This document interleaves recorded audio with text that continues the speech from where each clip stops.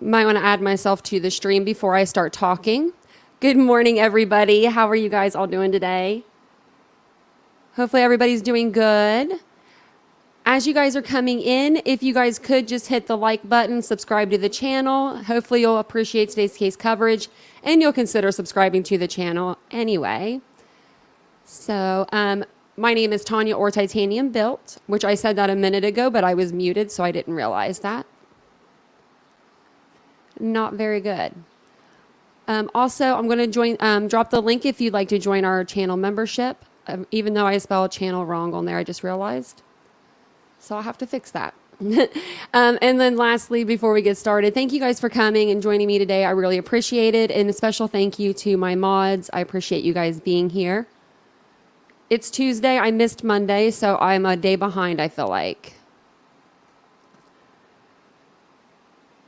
I am so far behind. I went to we went to another town yesterday and I didn't watch anything. So I haven't been up to date on the cases. So you guys have to fill me in. But I do want to show you guys this article here because I wanted to stream this case live because Court TV was going to be there. A couple other people were going to be there to stream it live, but it's the Tristyn Bailey case. Grab my stuff here.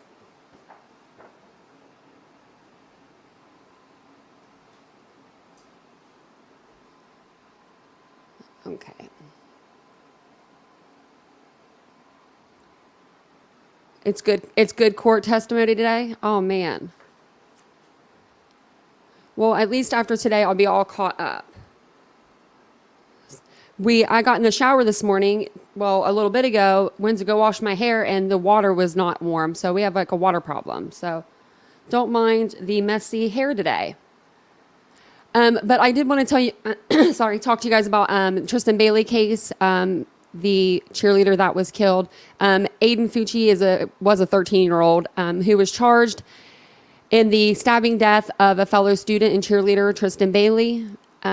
Also, she was 13 at the time. He was accused of stabbing the teen over 100 times, and her body was found on Mother's Day, 2021. And he was arrested, I think, the next day or a couple days thereafter. He decided yesterday, in a stunning turn of events, to go ahead and plead guilty to the murder. To her murder. He will be sentenced on February 23rd, and he faces charges of 40 years to life in prison. So I was going to read over this article for you guys as well. Crystal Smith, who is Aiden's mother, is charged with tampering with evidence in her son's murder case, allegedly for washing blood off of her son's jeans. So this was going to be a case that we were going to, you were there? Oh my gosh. I didn't know that. I think you said something about that. Hi, Detective Juan. And hi, everybody in the chat. Oh, I love the hearts. So cute. You was in court. Oh my gosh. So you was there. So when we were going to, when we were going to my doctor's appointment, I believe we were on our way down there yesterday. That's when I heard, and I was trying to listen to it because I had my iPad with me. But for some reason, I don't know if our car is just super loud or what, but I could not hear anything to save my life. And I don't know why I didn't put my headphones in, but I didn't. And then I was going to come back and listen to it when I got back here, and I never got the chance to end up watching it. Because it was I think 20 some minutes long, I believe, the video that I saw. Yeah, February 23rd. Yeah, so he faces 40 to life, but hey, if he gets 40, he can get out in 20 or 25 if, if you're on good behavior. I think that's a lot more than what, Tristyn gets. So this, if you don't know the case, it kind of explains it in this article. Aiden Fucci pleads guilty to murder for stabbing 13-year-old cheerleader Tristyn Bailey 114 times. Aiden Fucci, who's now 16, apologized to the family of the 13-year-old girl he admitted to killing. He faces a possible life sentence in prison with a minimum of 40 years. And this article here is from People magazine. Aiden Fucci I think I'm saying that right. The Florida teen who was set to stand trial for the brutal 2021 murder of 13-year-old Tristyn Bailey on Monday has pled guilty to first-degree murder and her fatal stabbing. Fucci, 16, entered the plea in St. Johns County Courthouse just before jury selection was set to begin. And then it just says a couple news places were there to report. I just want to apologize to the Bailey family. Fucci said after changing his plea from not guilty, News 4 Jax reports. He faces a life in prison with a minimum of 40 years, 14 at the time of the murder. Oh, I'm sorry. I thought he was 13. Fucci was charged as an adult with first-degree murder in the stabbing death of 13-year-old cheerleader who was found dead in the woods near her house on Mother's Day 2021. Could you pick any other day? Like, that would just be terrible. That's heartbreaking. She was found deceased on May 9th, 2021 after her parents reported her missing. Tristyn had been stabbed 114 times with at least 49 stab wounds to her hand, arms, and head that were defensive in nature. 7th Judicial Court State Attorney R.J. Loriza told reporters at a press conference at the time. And then this is a picture of him at the time that he committed the crime. Because in court yesterday, his hair was a lot shorter. He looked a lot, I thought he looked older. Still very young, though. Fucci was arrested on May 10th, 2021, and subsequently made several admissions of guilt, according to his arrest report. Authorities said they found his clothing stained with blood, as well as a hunting knife believed to be the murder weapon in a nearby pond. Days before Tristyn's killing, Fucci told friends that he planned to kill someone, though he didn't specifically say whom. Oh, let me turn my fan off. Sorry, guys. I forgot my fan was on. It's probably super loud. That's a lot better. He indicated to witnesses that he was going to kill someone by taking them in the woods and stabbing them, Loriza said. After his arrest, Fucci posted to social media a selfie of himself in the back of the patrol car referencing Tristyn. In the photo, Fucci is seen giving a peace sign. The photo has a caption, "Hey guys, has anyone seen Tristyn lately?" That kid was sick. During a pretrial conference via video from a room in the Duval County Jail, Fucci was also heard talking about demons, saying, "Please don't let the demons take my soul. The demons are going to take my soul anyway." Fucci then asks what's going on and then says, "Why am I here? I just want to talk to my mom and dad. What's going on? What's going on?" People's call to his attorney, Josh Mosley, was not immediately returned. Fucci's mother, Crystal Smith, is charged with tampering with evidence in her son's murder case, allegedly for washing blood off her son's jeans. Attorneys for Fucci and his mom did not immediately return people's requests for comment. Fucci is scheduled to return to court on February 23rd for a hearing to discuss sentencing. So we won't have to wait too long.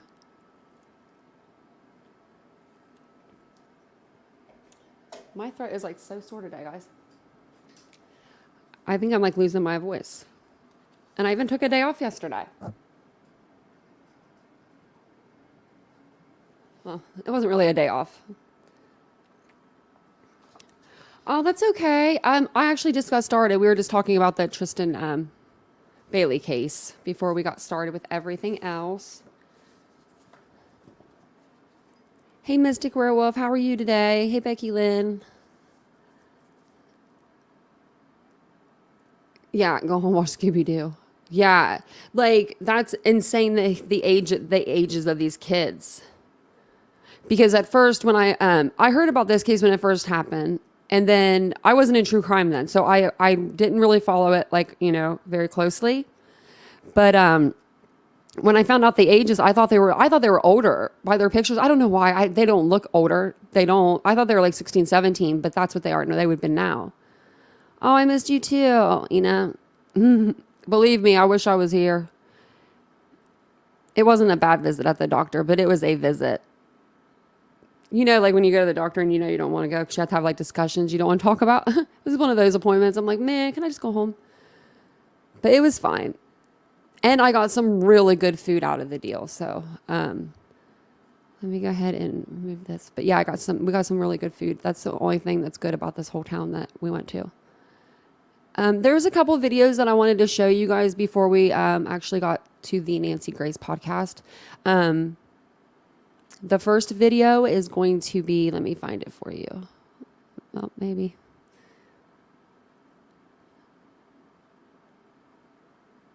And then let me I watched it, so let me rewind this for you guys. And Teresa said that court is like really good today too.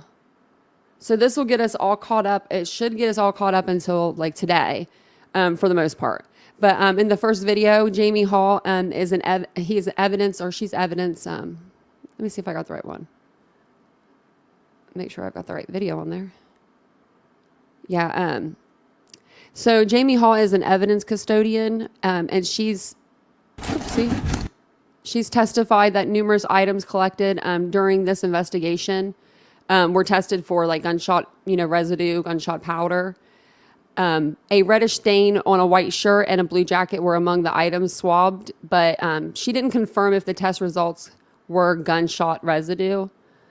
So we're going to go over this.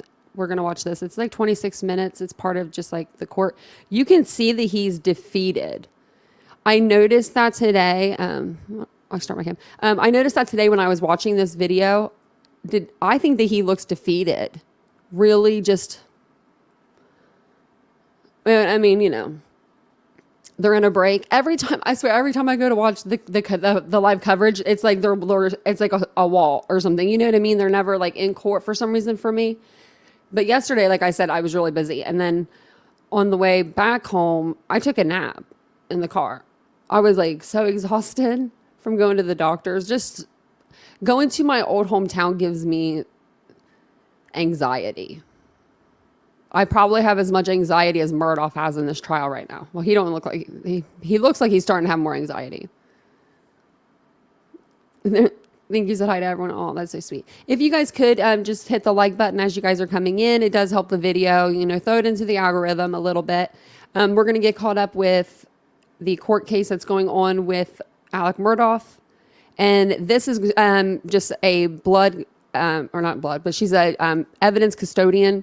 So she testified, and she testified on the tarp and a couple other items. So I was going to have you guys watch this with me today.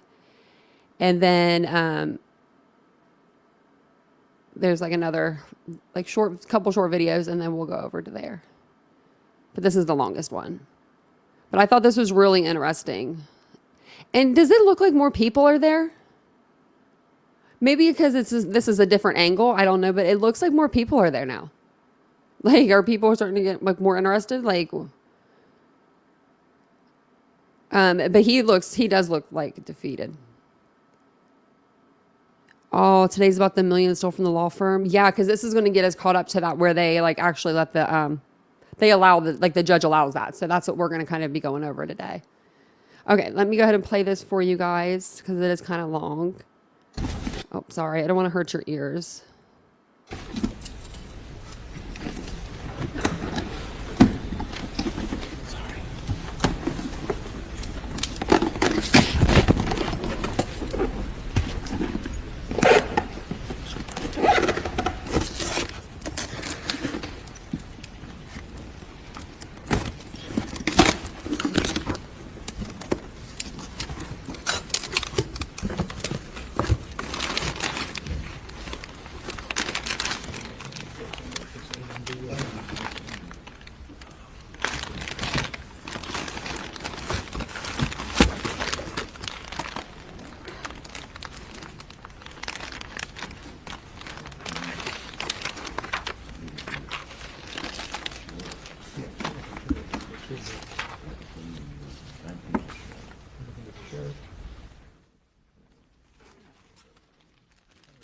Mark 21, excuse me, it's your lab number 21 contained in States 418 at this point for identification. Do you recognize that? Yes, I recognize it as the lab item number 20. And what is lab item number 20? It was a brown paper bag containing one pair of green cargo shorts. And also contained in 418, lab number 21. Can you tell me if you recognize that? Yes, sir. It's lab number, or item number for this case, 19, which was a brown paper bag containing one white T-shirt. Okay. Now, Kim.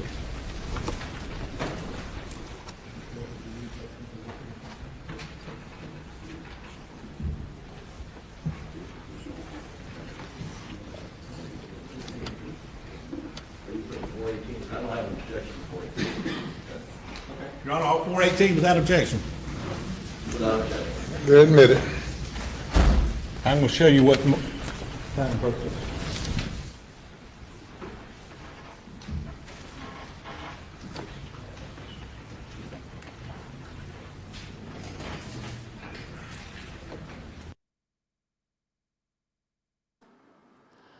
Summer has a question, and I want to know the answer too now. So she said she has a question. She said, "What is a retirement rocking chair?" They said that many times yesterday. When you said that, I immediately went to what's that place called, Cracker Barrel, where they have like all of the like white rocking chairs lined up. That's what it would remind me of. Like, I don't know. Does anyone know? I bet you Teresa would know. Teresa, what's the answer? Oh, it's like a recliner. Oh. Gotcha. Is it like one, I wonder if it's like one of those recliners that like help you get out of. I would like one of those. Help me get out of my chair. Oh, okay. It's a recliner. Gotcha.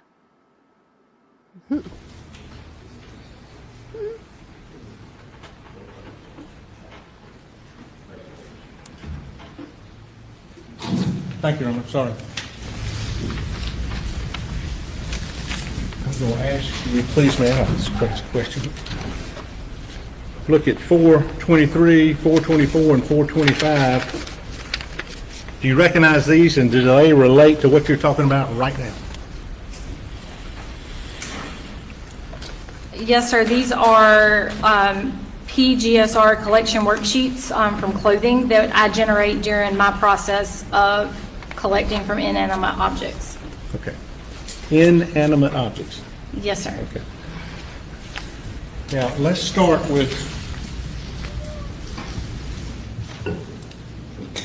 the shirt, 423. Yes, It's in sir. evidence. Tell these folks what you did with the shirt. So anytime we're processing clothing or an inanimate object in the lab, we start by making sure everything's been thoroughly cleaned, and we also place down parchment paper to just as an extra check and balance to make sure there's nothing contaminating the evidence. We also place what we call a clothing blank out onto the table where we are processing. That's just another one of those double-sided adhesive stubs, and it's left open and exposed to the environment to make sure there's no contamination in the environment. That's how I start all of my clothing. Then I confirm that everything is adequately sealed and documented, and I open my items and lay them out on the parchment paper. I photograph items, and then I do label those items for identification later if needed. And then I will sample the clothing item closest, in the areas that would be closest to the discharge of the firearm. So in this case, we're talking about a t-shirt. So I will sample the right chest and sleeve area together and the left chest and left sleeve together. So if you want to draw a line down your midline for right and left, and then we typically go down to just below the chest area. And is that what you do with every shirt? Yes, sir. If it's a long sleeve garment, I would typically use a separate particle lift for the chest area and the arms, just because the adhesive doesn't last quite as long. And if you said this, I apologize, I'm tired. Why are you doing those areas? It's closest to the discharge of a firearm. Potential discharge, so that's where you test. Yes, sir. Well, looking at the shirt, look 418, the shirt that's contained in here. Which one's the shirt?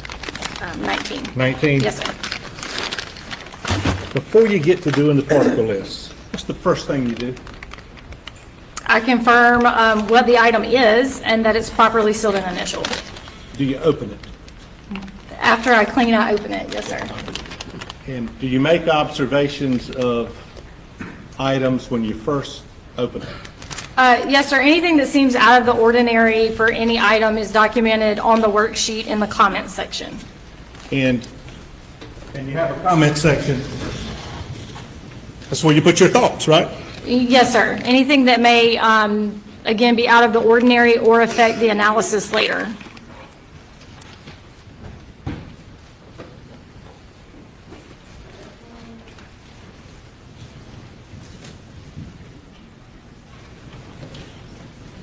And just to go back, you go down a bit. Yep. So this is right sleeve, right chest, left sleeve, left chest. Hanes beefy shirt, right? I don't have any objections to introducing 423 into evidence. I don't think it's in evidence yet, but no objection. We offered it a little while ago without objection. 423, 24, 25. I have no objection to those three exhibits going in. I thought I'd said that. If I didn't, I apologize. Is this a Hanes Beefy t-shirt? Yes, sir, it was. And item 19.1, what are your comments underneath there?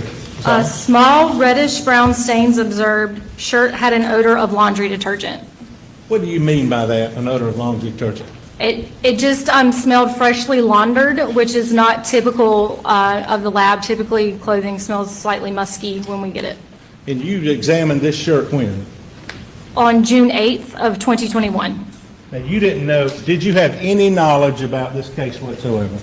I just knew that we had asked to make it a priority in the lab.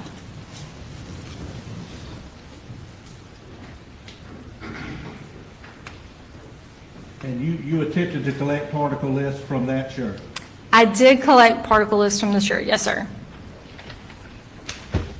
Next, states 425. Sorry, we're out of order here.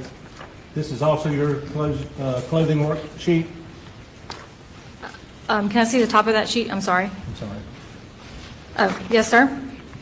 And what was this that you examined? This was the worksheet we generated when we collected from a seat belt that was collected from a 2021 Chevy Suburban, South Carolina tag CZL420.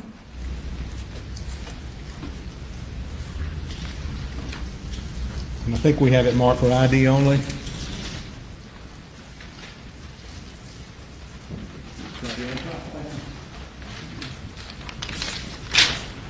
Do you recognize this? Strike that, I'm sorry. The seatbelt states 100.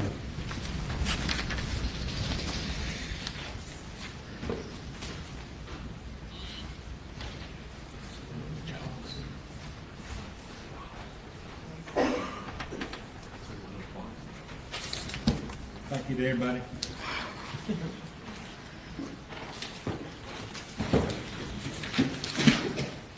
States 100. Can you look at this and see if you haven't examined that before? Does it relate to your testimony? Yes, sir. This was SLED item number 142, and it also has my date and initials on it as well. All right, what did you do with states 100? At the direction of the analyst, Megan Fletcher, I collected samples from various areas on the seatbelt. And can you tell the ladies and gentlemen of the jury, how did you determine where you were going to collect samples? Since this was not our typical item, I collected from areas in which Megan instructed me to collect. Which was where?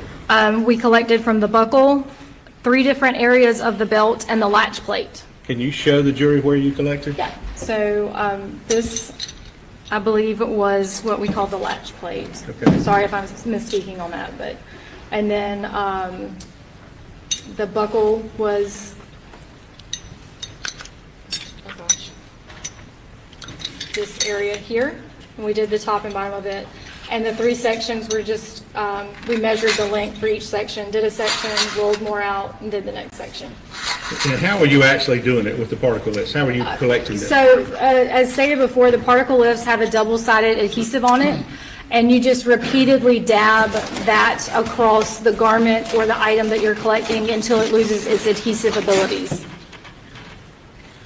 100, we'd offer, Your Honor. No objection, Your Honor. Thank you. And looking back on the sheet, this noted here, that's where you went through and did your inventory sheet, correct? Yes, sir. And this is to document you did what you did, right? Yes, sir.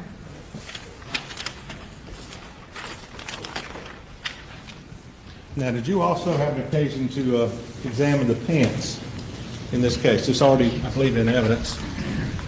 I did collect from some cargo shorts. And those were also included on what I just took down off the OMO, but can you tell the folks where you collected or tried to collect lifts off the cargo shorts, and why do you collect it in those areas? Yes, sir. For any type of pants or shorts, we always collect from the right groin and the left groin area. Again, that's the area that's closest to the discharge of a firearm. And that's standard, that's what you do. That is standard practice.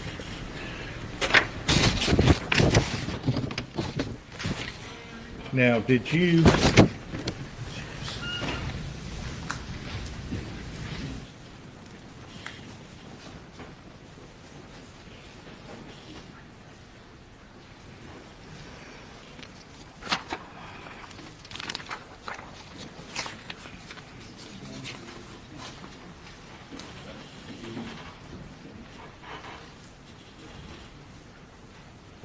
without objection, Your Honor.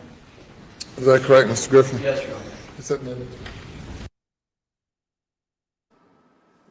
The look on his face, do you think he's saying, what's in the box? Oh my God, what's in the box?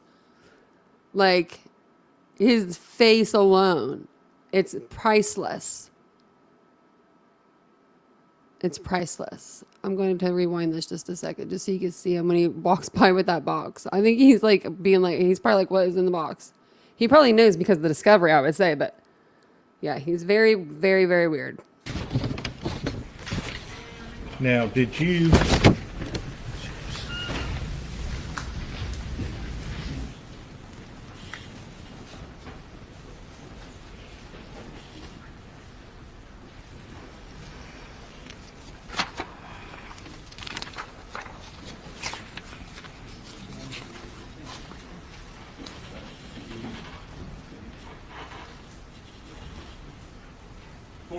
without objection, Your Honor.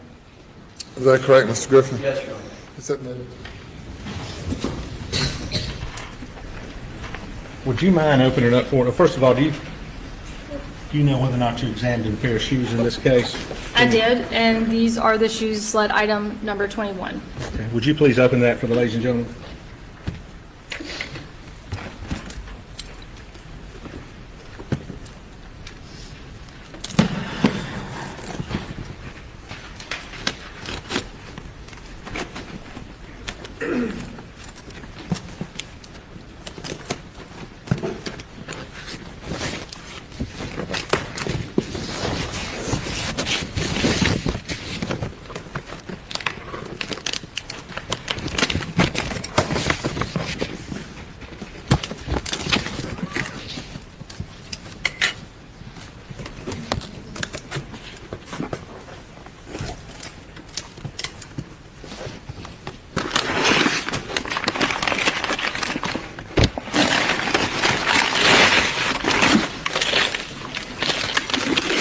Yeah, it's gonna be a lot of stuff on it. I use gloves. Sure. Yes, ma'am.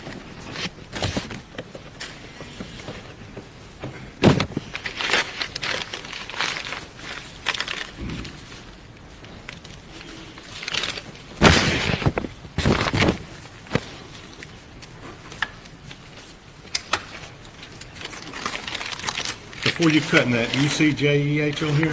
Yes, sir, I do. On 6/8/21, I signed my initials.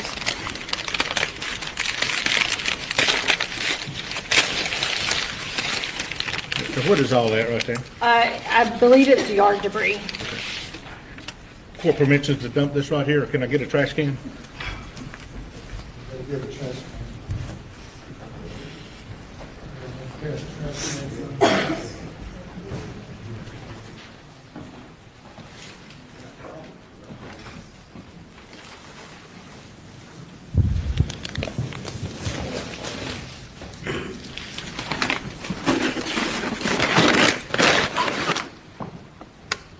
These are states 419 in without objection. Can you show these to the jury? Sir.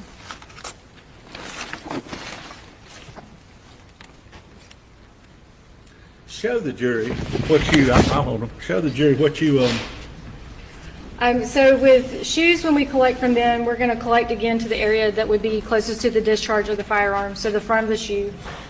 So in this case, I would do the area where the laces would typically be and the front toe. Depending on how well the adhesive continues, it will depend on how far back I go, but I start with the toe and then work my area down the sides. Is this the condition they were when you saw them on June 8th, 2021? There was more grassy type material on them when I had them. Okay. And what I just dumped in the trash can with the court's permission and in here, did you indicate on your comment section Yes. whether or not yard debris was present? Yes, sir. I commented that shoes were wet with yard debris present. Wet with yard debris. Yes, sir. Did you, on June 8th now, go back in your mind, when you saw these, in addition to wet and yard debris, did you make any other notes in the comment section about those shoes? I did not. Do you remember, did you see anything that looked like blood? I did not make any note of that. No, sir. With your naked eye? No, sir. Top or bottom? No, sir.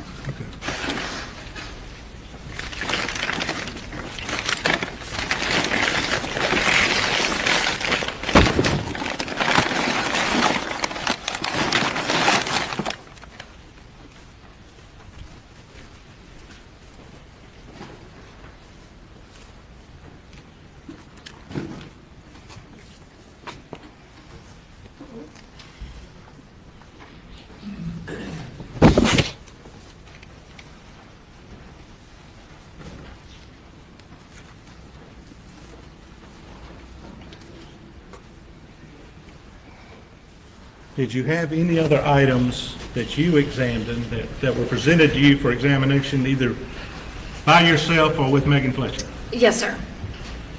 What was that? It was sled item number 173. And it was, we described it as one blue rain jacket / poncho. Okay. And was this the same, when did you examine the poncho? I believe we began on October 5th, 2021. Okay. So is it fair to say that the clothes, the shirt, the pants, and the shoes were on June 8th of 2021? Let me check my notes.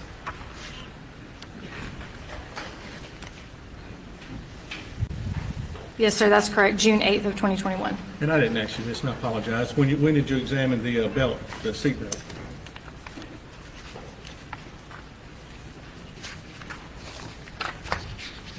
The seatbelt was examined on September 1st, 2021.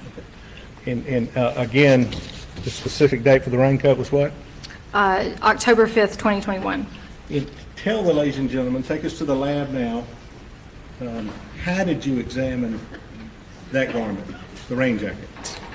This was also not our typical garment, and I believe there was some information provided from investigations. So everything I did in this case was at the direct, or in this, for this particular item, was at the direct supervision of Megan Fletcher. She essentially told me where she would like me to collect, and she documented everything on the note sheet while I physically collected the particle lists.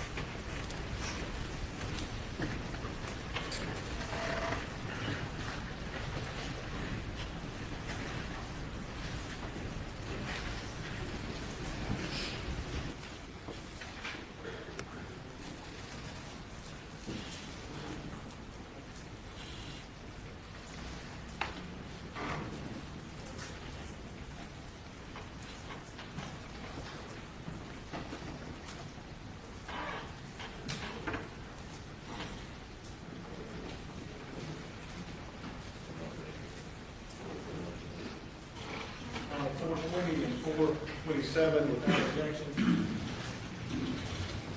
Is that correct? That's correct, Your Honor. They're admitted.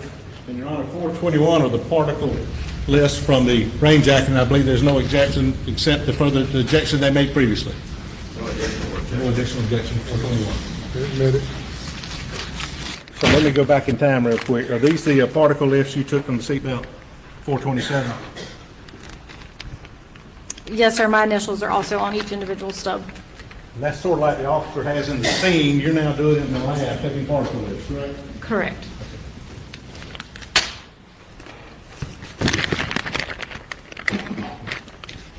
And particle lists from 420 lists from 19, 20, and 21, which I think are the pants, the shirt, and the shoes. Were these the particle lists from 420 that you actually took? Yes, sir. Again, in the twos. Yes, sir. And your initials is on it. Yes, sir. Now, 421, you said it was a little different, unusual. How did you take the particle list on this rain jacket? I believe everything was considered in Megan's custody while I was doing the collection, and then it was transferred directly to my custody when I carbon coated the particle lifts. That's just a process where a thin layer of carbon is added. It allows the analyst to get better images on the instrument. It doesn't do anything to add or remove GFSR. It just simply adds a very thin layer of carbon. So it was in my custody at that time, but prior to that, it was in Megan's custody. Okay.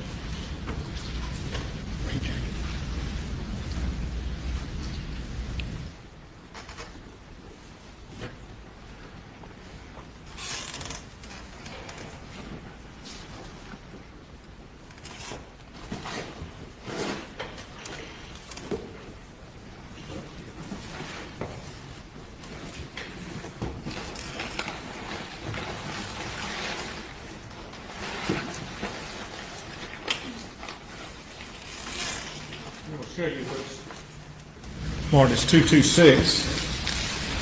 Is this the rain jacket that you were describing? If I can check the bottom cuff.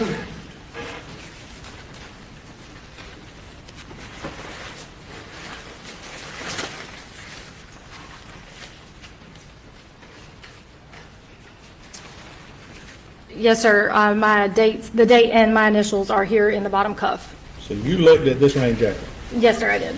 and Megan Fletcher was with you. Yes, sir. And tell the ladies and gentlemen, how did you process? Where did you attempt to get particle limits? Basically, the entire garment. We marked it off in different sections, again, where Megan advised me to collect from, and I repeatedly dabbed the particle lift across each section until it lost adhesive. These particle lifts? Yes, sir. You dabbed each one of these? Yes, sir. Okay. And what are these little things on here? These tape or the? I'm not sure what those are. Now you did the outside of this garment. Correct. Did you do anything else to it? We also sampled the inside of this garment as well. So you actually turned it inside out and took samples from the inside. That's correct. Okay. Megan Fletcher was with you. Yes, sir. What about the hood? Did you test it or take samples from the outside of the hood? Yes, sir, we did. Did you take samples from the inside of the hood? Yes, sir, we did.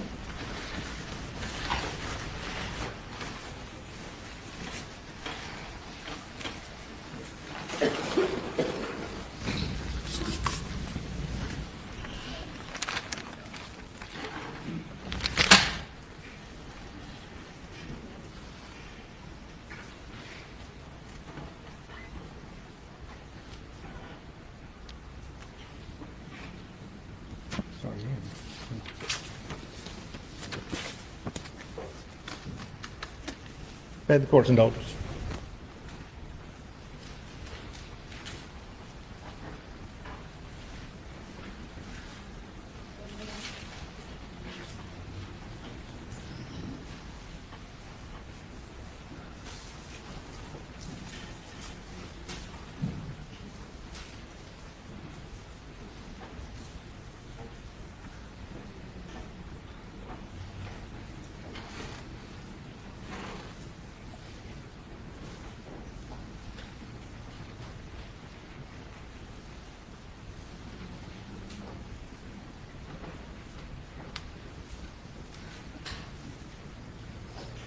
I'm not wearing gloves here now, but when you're examining all of these items, do you wear gloves? Yes, sir. Does Megan Fletcher, did she wear gloves? Yes, sir. Why?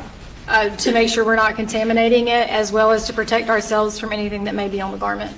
And as far as the, to not contaminate it, you don't want to put anything of you on that garment. Correct. It's a standard practice for us to wear a lab coat, gloves, and if it's going to be processed for DNA later, we also wear a mask. And is that in a controlled environment when you attempt to get these particles? Yes, sir.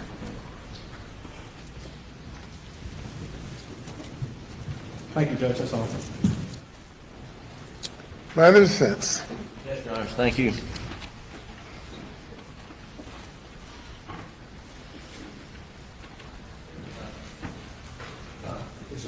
That's 423. Oh, here you are, I'm sorry, yeah.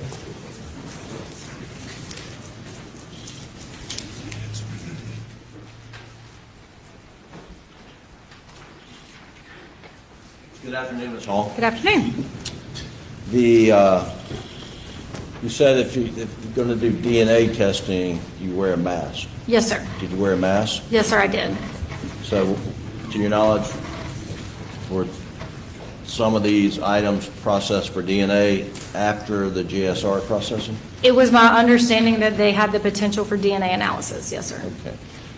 Now, let's just talk about how you go about sampling for GSR. And you talked about the shirt, and you said you would do the chest and sleeve on either side. How does that work? Do you lay the shirt out on a table? Yes, sir. So as I stated, the table is thoroughly cleaned, and then we place down parchment paper as well, sterile parchment paper, and lay the garment out on that so that we can access all the areas. And for the shirt here, I think it's item 19, did you just check on the two areas at the top on the chest side? Yes, sir. Unless we're given information from the investigative team or from an officer who submitted it that there's potentially a reason to test somewhere else, we only test the chest and sleeve area because that's the area that would be closest to the discharge of a firearm. And that's what you're looking for is, do you call it gunshot residue, is that right? Yes, sir. It's microscopic, so you cannot see it. Therefore, we're testing the areas where we would expect to find it. And you would expect to find gunshot residue on the shoulders of a person who had recently shot a gun, I would take it.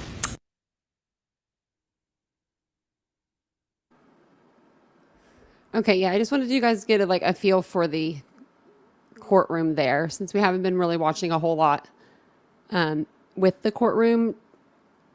We did on Friday, but I'm kind of behind on things. But that was Jamie Hall. She, like I said, she was an evidence custodian, I guess crime scene kind of analysis. She looked at a few items and swabbed them for GSR. And that was them going over that. The nurse, I felt bad for her too. We were talking about that in the chat. I actually have I think it's this one here. Yeah, it's a short video on that. He wanted her to be his witness, his alibi. You got to be kidding me. So in this video, we're going to hear Nancy Grace and Ann Amerson talk about Alex Murdaugh's mother's caretaker. Watching her testimony was heartbreaking. Nancy gives her opinion on her as a witness. Also, she gave testimony on how he acted and what he was wearing the night that she saw him. So, let's see. I'll play this one here for you. Let me exit out that.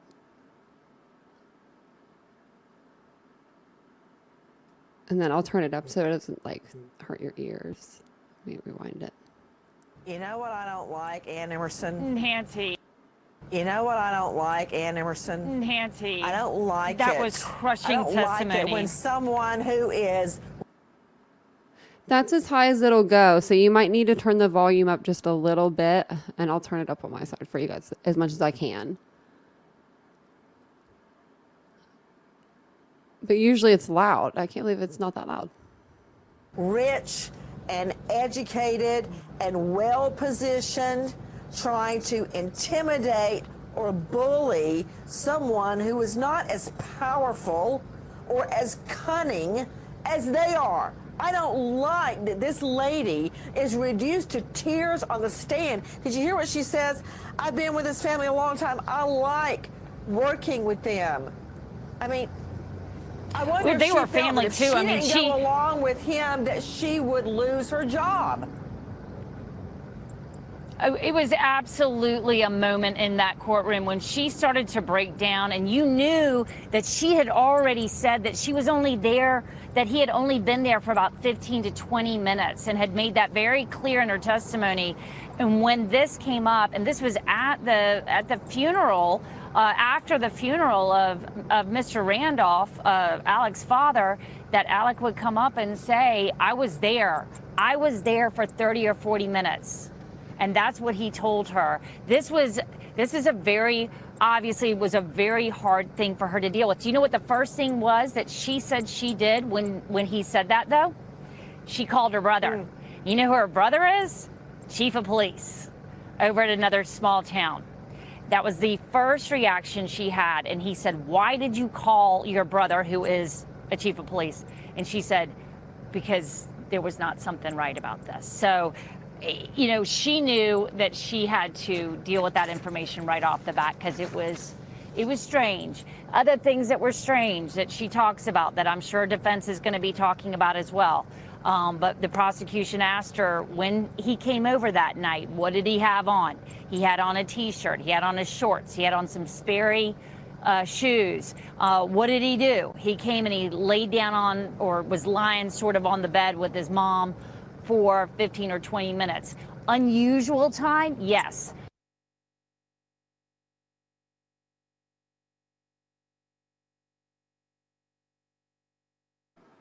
Okay. Sorry, my voice was like going out there for a minute. Yeah, so that was the nurse there that gave her testimony yesterday, I believe. My days are mixed up because we didn't do a Monday live. So yesterday at the end of the day, the judge, or Friday, the judge ruled evidence on Alex Murdaugh's alleged financial crimes. And I wanted to just show you this last video, and then we'll get to the Nancy Grace podcast that I have. I like this judge. I enjoy before him. me on the motion of the state to admit evidence pursuant to Rule 404B of the South Carolina Rules of Evidence, and also under the theory of res gestae. Of course, the defendant is on trial for murder of his wife and son. And over the course of the past several days, we have conducted an extensive in-camera hearing. The court has reviewed all of the exhibits submitted and I've considered the testimony of each and every witnesses, and I have concluded that the motion should be granted. Under the law of this state, evidence of other crimes is not admissible to prove the character of the person in order to show action in conformity therewith. An exception, however, exists when the evidence is offered to show motive, identity, the existence of a common scheme or plan, the absence of mistake or accident or intent. In conclusion, the state's motion to admit the other evidence or evidence of other crimes is admitted. I will file a more formal order granting the state's motion later today.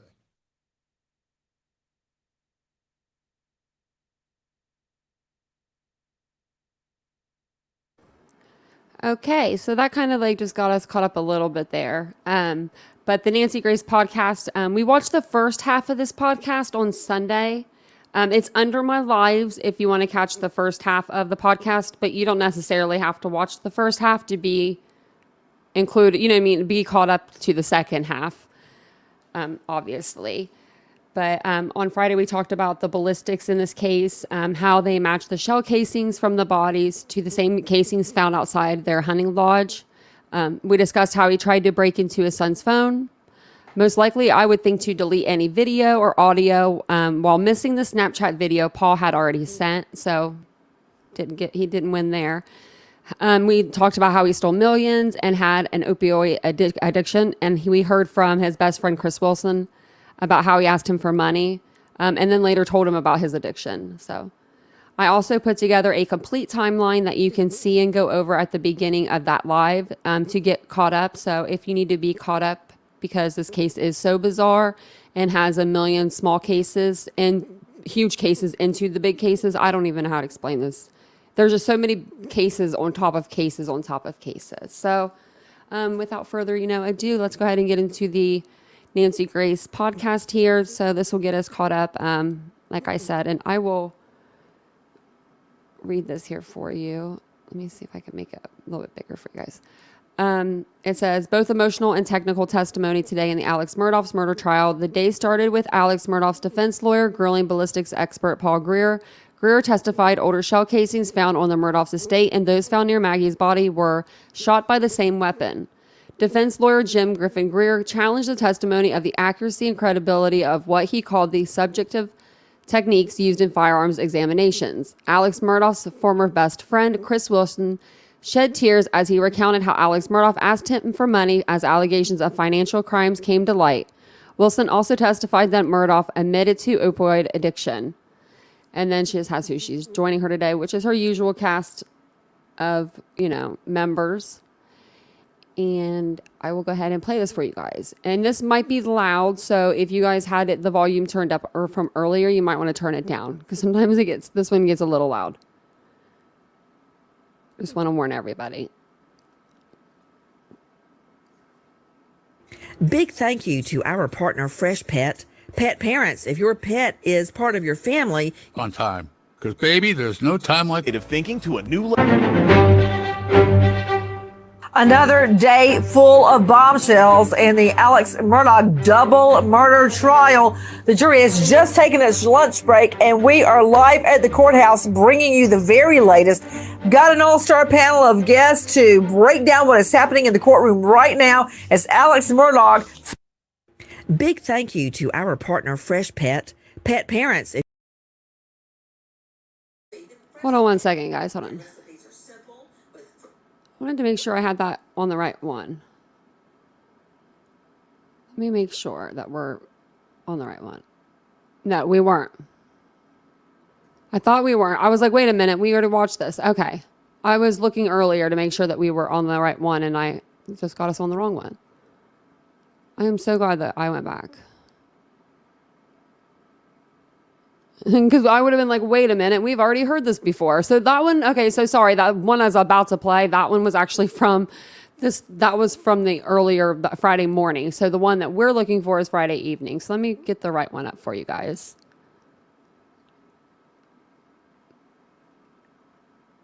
Okay, so I'll go ahead and read this really quick for you guys. And this is going to be bombshell in the courtroom today as the judge in Alex Murdaugh's double murder trial rules that the state may present evidence of the now-disbarred South Carolina's attorney's alleged financial crimes.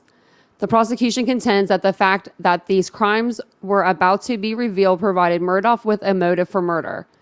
Also heard in the court today was testimony surrounding the blue tarp found on the second floor of Alex Murdaugh's mother's home. The blue tarp under testing showed gun residue. According to Shelly Smith, a caregiver for Murdaugh's mother, Alex came by 1 week after the murders, carried a balled up blue tarp. It appeared to have something inside it. So, okay, now I'll play this one, the right one. big thank you to our orders are on time. mean you have to sacrifice. Crime Stories with Nancy Grace.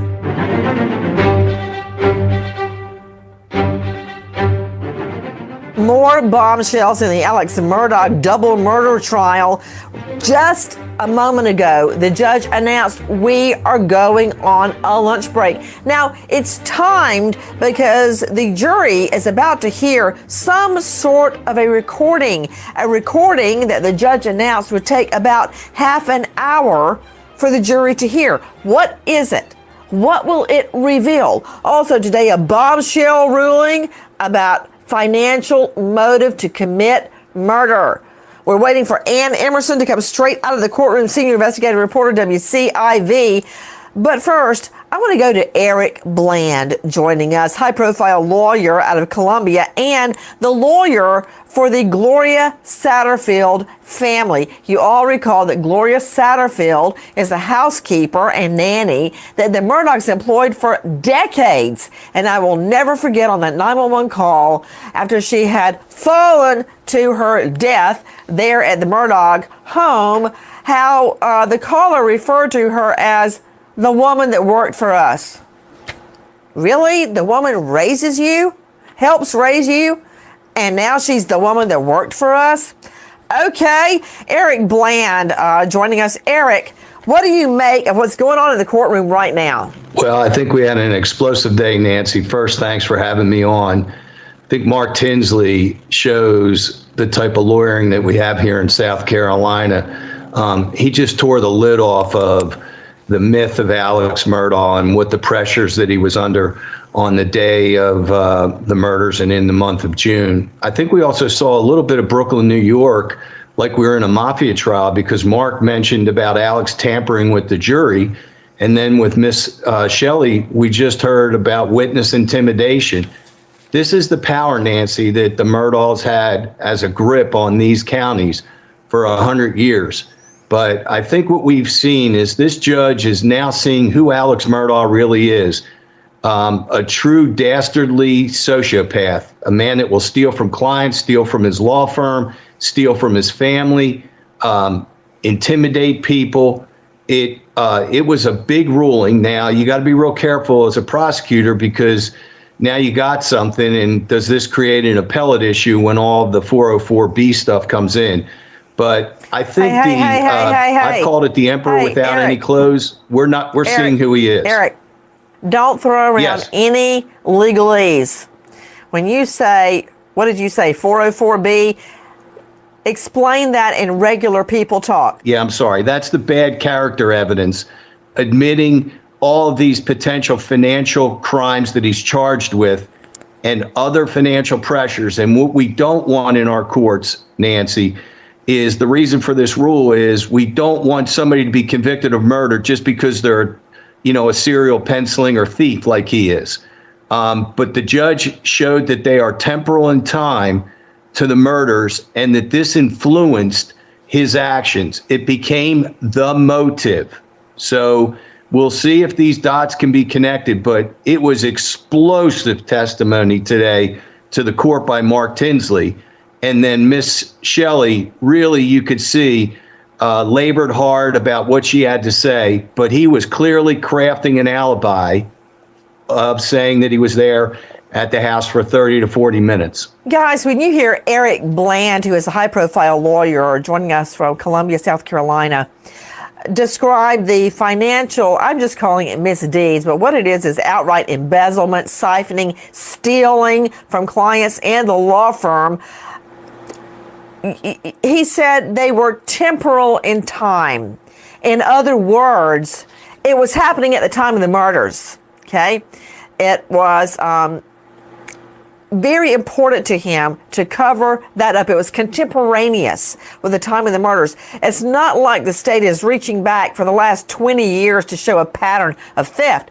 This was happening right up to the time that Maggie and Paul were gunned down dead. Now, Eric Bland, how do you believe that the state is going to tie millions and millions of dollars that Murdaugh stole, including from your clients? How are they going to connect that to the murders as being the motive? Sometimes motive isn't clean, Nancy. Sometimes people kill for reasons that would make us scratch our head, like, you really did it for that?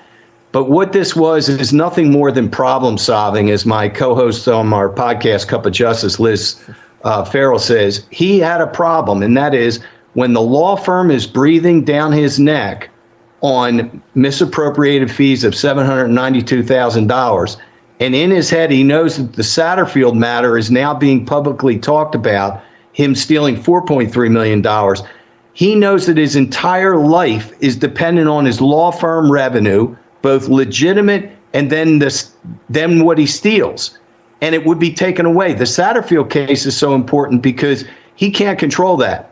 If that gets to our state bar, he gets disbarred. Exactly what happened when I got the $4.3 million judgment. So in your mind, or in other people's minds, they'll say, well, this really isn't a reason why you would kill your wife and kid. But remember, this guy is a sociopath. Money to him is his God. It's his status in life.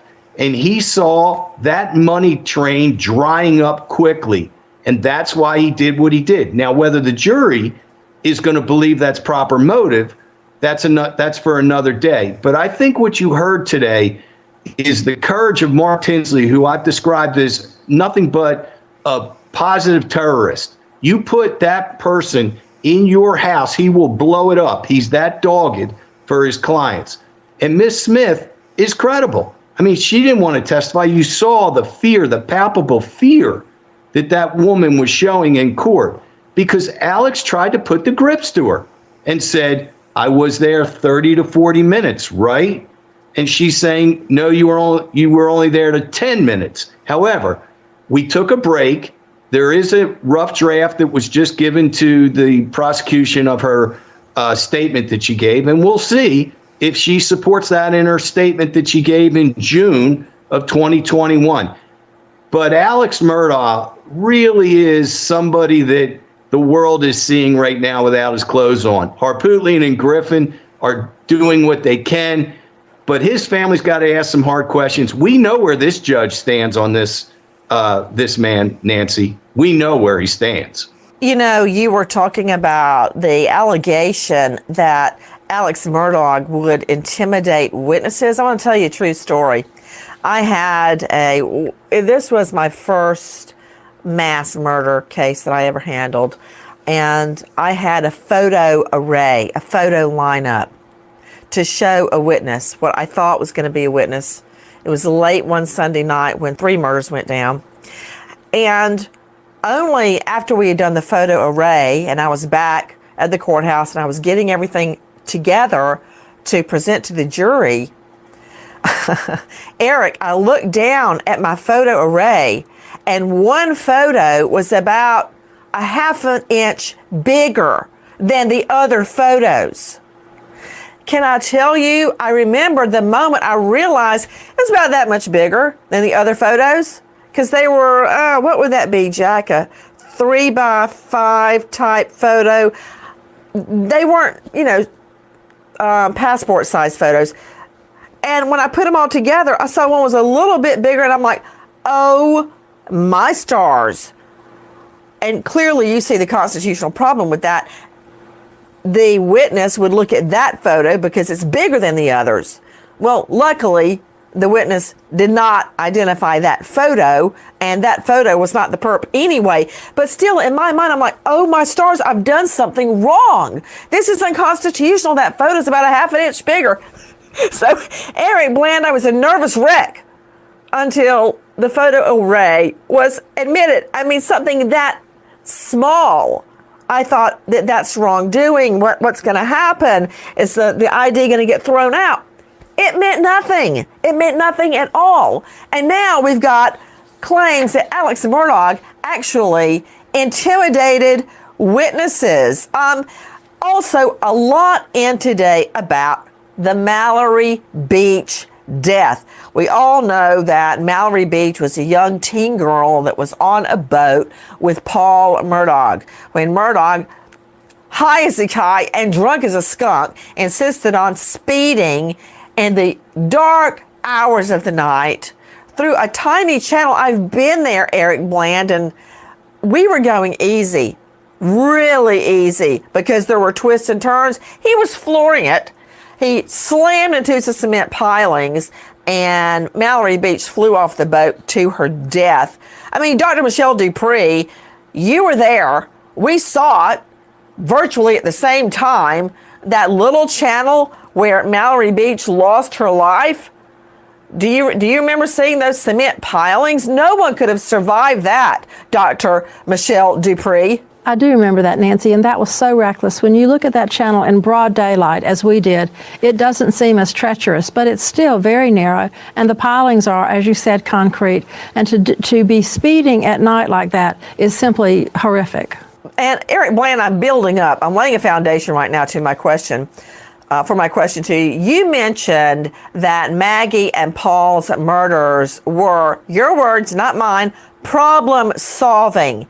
And that's exactly what I've been thinking, because Maggie was filing for a divorce. It hasn't come out in court yet, I don't think, but she was filing for a divorce. The moment I put my foot in South Carolina, I had people come up and say, Maggie saw a divorce lawyer. He's a piece of crap. She wants a divorce, and so he killed her. It seemed like everybody knew. Yeah, okay, fine. You say whatever you want to, Eric Bland. And Paul And Paul was the reason. So anyway, regarding her divorce, she would be filing for a forensic accounting to try to find the money for her to get half of. All right. And Paul, he was the fly in the ointment because Paul is the reason Mallory Beach's family was going after the Murdaugh empire. So when you say problem solving, is it really just that cut and dried? Get rid of Maggie, no forensic accountant. Get rid of Paul, the Mallory Beach case, we'll settle.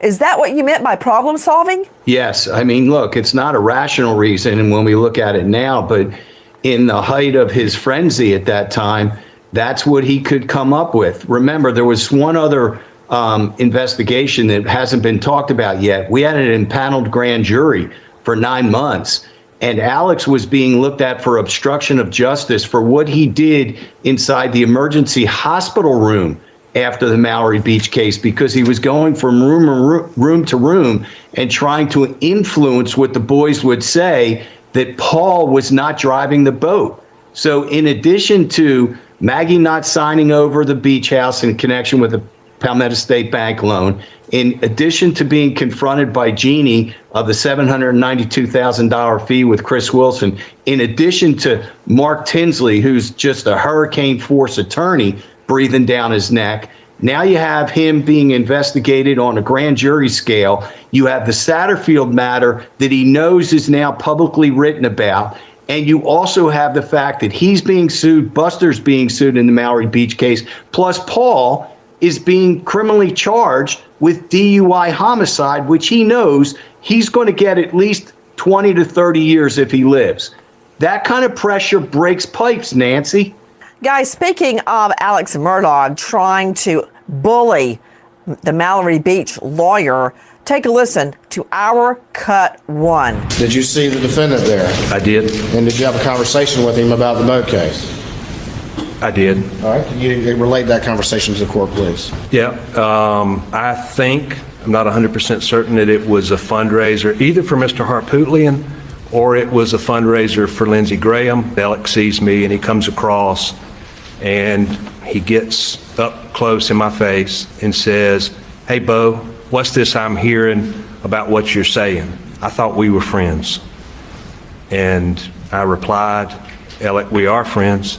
If you don't think I can burn your house down and that I'm not doing everything and I'm not going to do everything, you're wrong. You need to settle this case." The point of it was, we're friends. I took it as he tried to intimidate me. He didn't intimidate me and sort of bully me into backing off. So, Eric Bland, I was worried about a half-inch photo that was too large, okay? That somehow I had done something wrong. And here's this guy trying to intimidate lawyers into backing off of a very serious case regarding Mallory Beach. Yeah, it's indicative of how Alex comports himself. He has his entire life, he's gone to other lawyers and said, "Look, Bo, let's work this out together. You know, don't worry about the clients. I'll scratch your back, you scratch my back." Mark Tinsley wasn't playing that game that day. And Mark Tinsley told him, "I will burn your house down to watch mine smoke."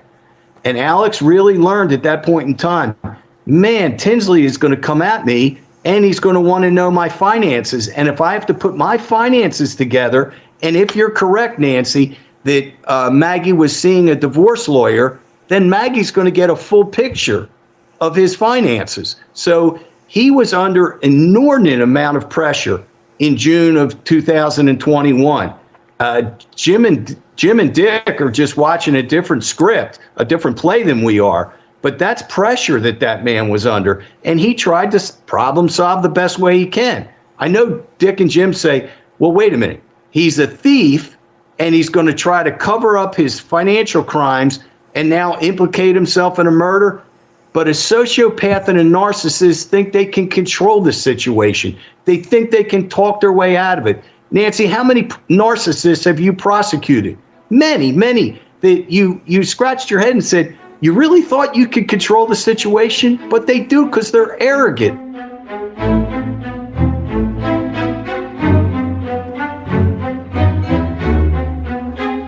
refrigerated like meat. Great. Because the only thing Of a divorce, she'd moved the two men closest to. With Nancy Grace.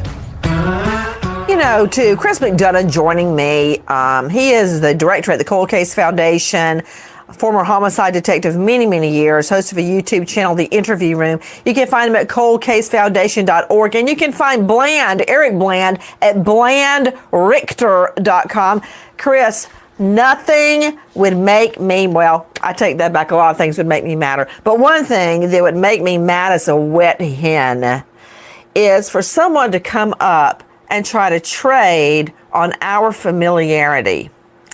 You know, like, hey, Nancy, you know, we're old friends. I have very few, quote, old friends that are defense lawyers. In fact, very few at all. I could count all defense lawyers that are my friends on one hand. Because as a prosecutor, I could not blur that line. That would be unethical to me. And for someone to come up and go, hey, you know my family, you know me, we're friends, we go back, we went to law school together. BS. Don't care. So Chris McDonough, has anyone, after all those years of you being a homicide detective, come up and try to parlay their way into some kind of an advantage or a sweet deal? Because that's no friend at all. To expect you to do the wrong thing? Oh, no. Yeah, Nancy, 3 words. Greed, addiction, and desperation. You know, we heard testimony where SLED was going to go do an interview, and guess what? He filled the room with a room full of lawyers. I've never had a case where I've walked into a room as the door opens, and I scan the room, and I see that everybody in that room except potentially 2 people are practicing law. And why are they practicing that day in that room? To talk about the timeline and all the minutia events that are going on in Alex Murdaugh's life. So no, I've never had somebody come up, you know, play a friend to me, and then, you know, later on try to, you know, play it off. No way. Ann Emerson is joining us, senior investigative reporter, WCIV ABC News. And she is the host of an award-winning daily podcast, Unsolved South Carolina, The Murdaugh Murders, Money, and Mystery. Ann Emerson, great to have you with us. Tell me everything. Don't leave anything out. Go. Oh my gosh. I mean, once again, we have this trial within a trial going. Now, we've had some resolution earlier today. Of course, the financial crimes are coming in, which it could be a devastating blow to the defense right now. It certainly feels like a huge deal. But the judge said, you know, when he came across his ruling, he said, yes, I'm allowing all of these financial charges, all of these crimes that Alec Murdaugh is alleged to commit. It's coming in as evidence. And this is, the judge said he found it so intimately connected and explanatory. I think it's essential to allow the state to use this in their motivation for committing what they say Alec Murdaugh did, which was kill his wife and son. So that happened this morning, Nancy. And then hey, Ann, once we kind of got through that and the jury came back in. Hey, Ann. Yes? I want to play that for our listeners and viewers right now. It's in our Cut 8, but this is a turning point in my mind. A lot's been happening in the courtroom, but when the judge decided to allow this motive evidence in, it's a real game changer as far as I'm concerned, because we all know that Alex Murdaugh is a POC. That's a technical legal term, but the jury doesn't know it. The jury doesn't know it because, as Eric Bland pointed out, in our country and our jurisprudence system, a defendant is judged and evaluated on the crime at hand, not based on bad reputation or past bad acts. I want you to hear how the judge reached his decision in our Cut 8. Listen. While motive is not a necessary element, the state must prove malice, and evidence of motive may be used to prove it. And in this case, since the identity of the perpetrator is a critical element that must be proven beyond a reasonable doubt. Evidence of motive may be used in an attempt to meet that burden. I find that it is so intimately connected with and explanatory of the crime charged under the theory that the state is seeking to prove, that proof of it is essential to complete the story. In conclusion, the state's motion to admit the other evidence or evidence of other crimes is admitted. Wow. You know, earlier you were hearing Eric Bland describing Alex Murdaugh bullying people, intimidating witnesses. Before I go back to Ann Emerson joining us from WCIV, I want you to hear it the way we all heard it, straight out of the courtroom in our cut 9. And you'll recognize this is Alex Murdaugh. Is talking about Alex Murdaugh telling someone he was at the house with her.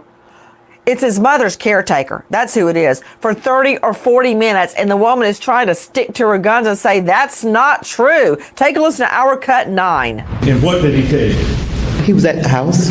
And I'm not 100% following you. He was telling you or saying to you that he was at the house? Mm-hmm. When? The night of the murders. The night of the murders? Yes. What was he telling you about that he was at the house the night of the murders? That he'd been there 30 to 40 minutes. Did he indicate to you what he wanted you to do with that information? No. No. What did he say? He just said that he was at the house for 30 to 40 minutes. That's it. He said what?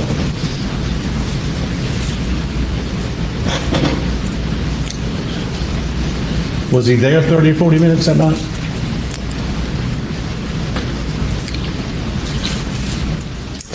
Not to my recall. Why are you crying, Miss Smith? Because they're a good family, and I love working there. And I'm sorry all this happened. You know what I don't like, Ann Emerson? Nancy. I don't like that it. That was crushing I don't testimony. like it when someone who is rich and educated and well-positioned trying to intimidate or bully someone who is not as powerful or as cunning as they are. I don't like that this lady is reduced to tears on the stand. Did you hear what she says? I've been with this family a long time. I like working with them. I mean, I wonder if they she were felt family that if too. She I mean, didn't go along with him, that she would lose her job. It was absolutely a moment in that courtroom when she started to break down, and you knew that she had already said that she was only there, that he had only been there for about 15 to 20 minutes and had made that very clear in her testimony. And when this came up, and this was at the funeral, after the funeral of Mr. Randolph, Alec's father, that Alec would come up and say, I was there for 30 or 40 minutes. And that's what he told her. This is a very, obviously was a very hard thing for her to deal with. Do you know what the first thing was that she said she did when he said that, though? She called her brother. You know who her brother is? Chief of police over at another small town. That was the first reaction she had. And he said, why did you call your brother, who is a chief of police? And she said, because there was not something right about this. So, you know, she knew that she had to deal with that information right off the bat because it was strange. Other things that were strange that she talks about that I'm sure defense is going to be talking about as well. But the prosecution asked her when he came over that night, what did he have on? He had on a t-shirt, he had on his shorts, he had on some Sperry shoes. What did he do? He came and he laid down on, or was lying sort of on the bed with his mom for 15 or 20 minutes. Unusual time? Yes.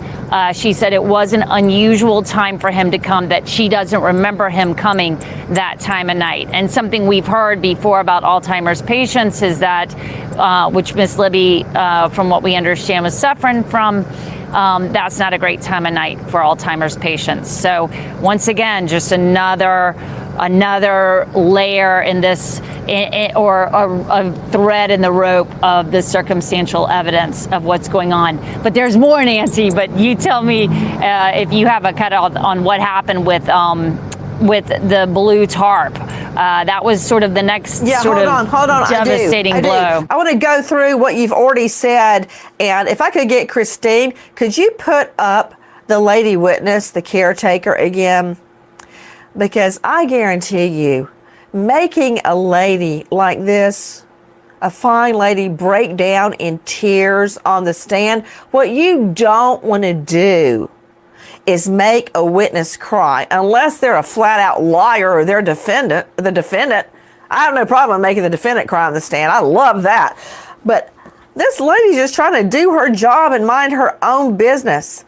And it's never a good thing for the defendant, if the jury perceives he has put her in a bad position and is making this lady cry on the stand and call her brother out of fear. Now, Ann Emerson, I played the sound for our listeners, but I want you to tell us in detail what she said, how everyone was reacting. I want to hear the whole thing in Technicolor. Tell me everything. I think it's so important to understand exactly what was happening in there. It was kind of one of those moments where time slowed down a little bit for all of us, because we're hearing that she had just said that she knew that he had been there for 15 or 20 minutes. And for him to just sort of walk up at that point at a very emotional time when they've just lost the patriarch, Randolph Murdaugh, and he, from what she said, he came up to her and said, I was there for 30 or 40 minutes. And she didn't say anything when that happened, but it was enough to kind of take her a minute. But when the crowds cleared from that gathering with all the family there, she went and called her brother. Now, what was going on in the courtroom when she told this, it took her a couple of times to get it out. As you heard, it took her a minute to get it out. You've got Alec, the defendant, sitting at the defense table, and he is staring hard at this witness, Miss Shelly. He was staring very hard at what she was saying. The family is literally leaning in, because you've got Buster Murdaugh and you've got John Marvin, who've been at everything. Lynn Murdaugh, I was watching very closely, his sister, and they were really listening to this, and you knew that this felt like new information the way she was sharing it. It may be information that they had heard, but they had not heard a woman who was so close to that family say it like that. And that jury was literally hanging on her every word of what she was going to say next. It was an incredibly powerful moment. Is this Eric? Nancy. Go ahead, jump in, Eric Bland. You're going to hear after lunch the statement that she made to the investigators. And I'm sure she may not have mentioned in such clear terms the 30 to 40 minute suggestion that Alex said, and understand why. She's got a job. She's taking care of Miss Libby. Alex is not charged at that time. Alex is still a powerful lawyer at that time. Alex and his family run the county at that time. So it's not beyond seeing why maybe she didn't give such a detailed statement to either the police or to the defense at that time, because Alex wasn't charged. Now that he's charged, maybe she has a little bit more personal protection that she feels. But I'm not moved if I didn't hear her say the 30 to 40 minute suggestion in her first interview, because Alex is still full of power. Today he's neutered. So that's going to be interesting to see what we hear after lunch. Absolutely, Eric. And, that is a defense statement. That's a statement that the prosecution says that they didn't get. So this is the defense handing over 30 minutes or so of a statement that they got from this witness. And the way I understood it, and tell me if I'm wrong, but the way I understood it was that the prosecution didn't have this in their discovery, which I think is going to be a bone of contention for sure. They did not. They did not. It would be like John Gotti's lawyer, Bruce Cutler, coming up to the witness and trying to get a statement, and John Gotti hasn't been accused yet. I mean, you're going to be a little bit circumspect of what you're going to say. And she viewed hold on just a moment. Alex Let me Murdaugh the understand same way that something. somebody in New York City would view John Gotti. He's that big. Ann Emerson, are you saying that the defense attorney approached Michelle Shelly Smith, before Alex Murdaugh was charged to get a statement from her? Is that what you're saying? I don't know when this statement was taken. I don't know if Eric caught that, but I haven't heard exactly when the statement was given to the defense. But we know that it was given, and this is new information. At least that's the way they reacted. The prosecution and the state certainly reacted as if they didn't. I can't hear understand you. Let me just make it really simple. Do we know who took the statement from Michelle Shelly Smith? Who took the statement? Defense. Okay.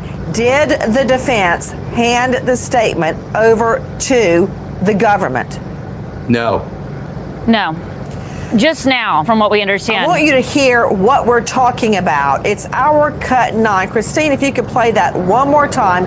And what this is about is Alex Murdaugh telling Miss Michelle Shelly Smith, oh, yes, I was there 40 minutes the night of the murders. And she's like, no, you weren't. Listen. And what did he tell you? He was at the house. And I'm not 100% following you. He was telling you or saying to you that he was at the house? Mm-hmm. When? The night of the murders. The night of the murders? Yes. What was he telling you about that he was at the house the night of the murders?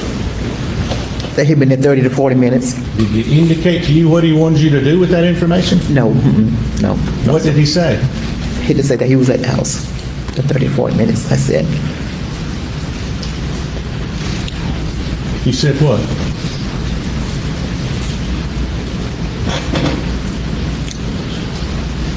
Was he there 30 or 40 minutes that night?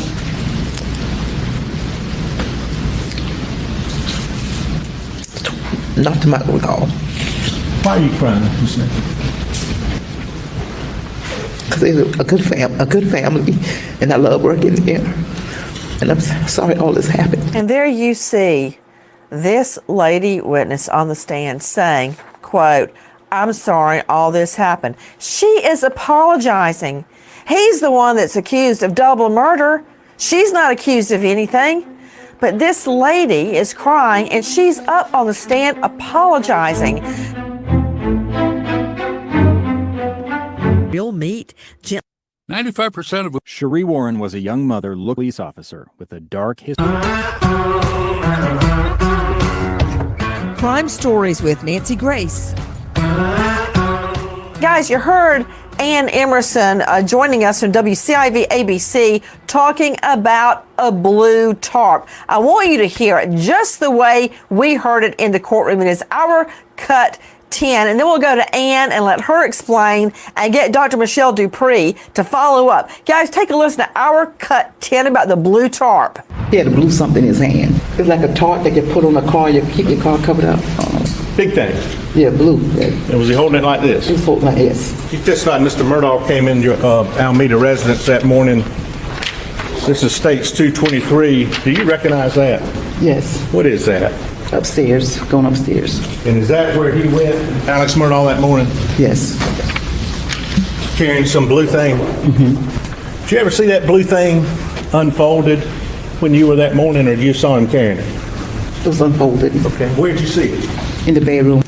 When you came back the next day, was that there? No, it wasn't. It was gone? Yes, it was gone.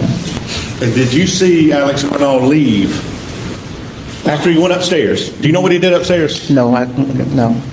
That morning, this morning when you first saw him at 6:30, did you observe anything about his face? Any on his face? I think I had a little cut, a little blue cut or something. And ma'am, I apologize. A little what cut? Like a little bruise or something. Where was it? Like above his forehead. Out to Ann Emerson joining us, WCIV. Ann, what happened? Well, you know, she talks about what happened about 3 days after Randolph Murdaugh's funeral. She described it like the tents were still up in the yard. It's early morning. It was like 6:30 in the morning when she hears a knock at the bedroom window. He doesn't do what he did the last time when he came on June 7th, when he came and actually kind of came to the door and said, "Let me in."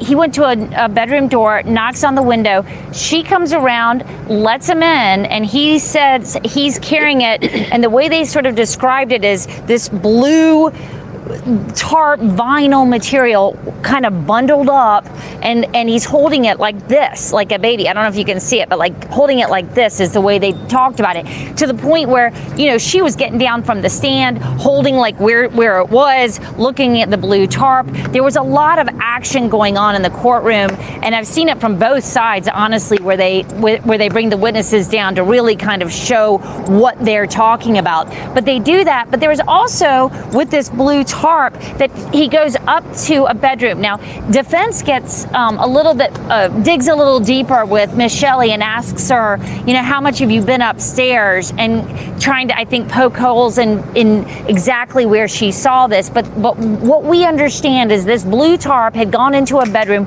that she doesn't really go up to very often, because she's always with Miss Libby downstairs. But he puts this blue tarp over Miss Libby's retirement rocker, like an old rocker. And then the next day it's gone.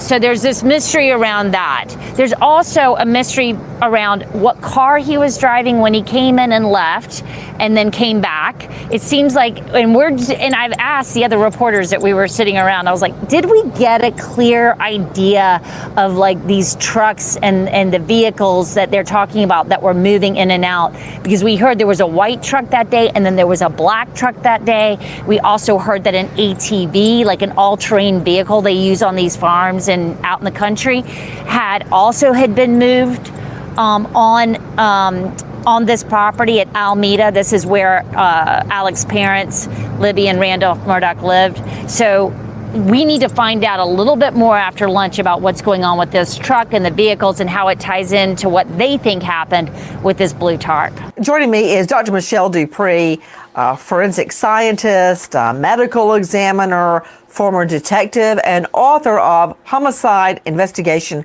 Field Guide.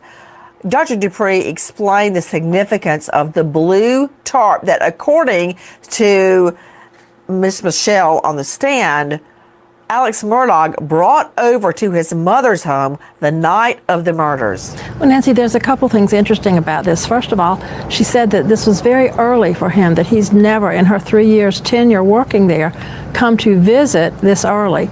And he's carrying this blue tarp or whatever it may be. There is some significance because during the investigation, a blue item was found with significant gunshot residue on it. Now, is that the same item or not? I'm not sure that we really know. But what other blue item could there be?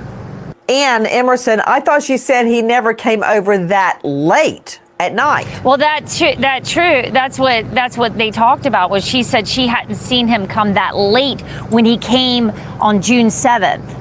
That he normally did not come that late. So these were unusual times. And she also said that early. To be visiting his mom. You know, another thing about the blue tarp, isn't it true, Ann Emerson, that gunshot residue was allegedly found on the blue, she thought, a blue tarp?